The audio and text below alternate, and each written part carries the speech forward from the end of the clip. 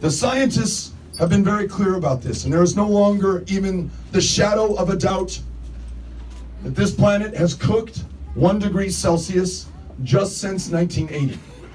And that warming is due in large part to our emissions, our excesses, and our inaction in the face of the facts and the truth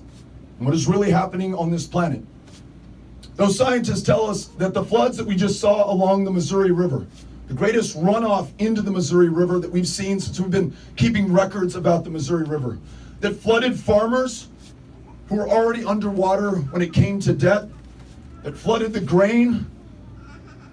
flooded the soybeans that are stored because they cannot find markets overseas in the midst of these trade wars and tariffs, the 58 inches of rain that fell from the sky in Houston, Texas, which was the greatest flood we've ever had, the greatest single rain event in the recorded history of North America, and it was the third 500-year flood in just the last 5 years in Southeast Texas. Talking to the mayor of Charleston, South Carolina, who tells me every single time that it rains in Charleston, South Carolina, it floods in Charleston, South Carolina. 2 500-year storms in just the last 2 years, now 50 miles wider than they were before, dumping twice the amount of rain that they did before. We listened to our friends in California, historic wildfires, unprecedented. The farmers in the Panhandle and in West Texas, 5 years of drought, through which they will no longer be able to persist in growing the food and the fiber upon which we and so much of the world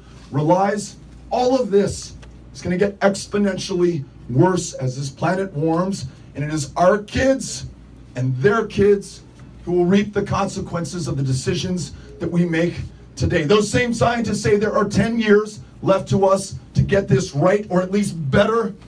than the worst outcomes if we do nothing. If we can free ourselves from an economy that today depends on fossil fuels, if we can invest in renewable energy like solar and wind and the jobs that come along with it, the 2 fastest growing occupations in the US today, wind jobs and solar jobs, if we can allow rural communities to also do their part, farmers through the Farm Bill, planting cover crops to pull more carbon out of the air,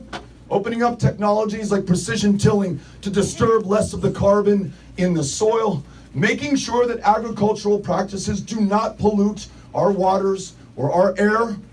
If all of us do our part, then we can once again assume our rightful role as the indispensable nation on the world stage, convening the powers of the planet to solve an otherwise intractable problem. Not just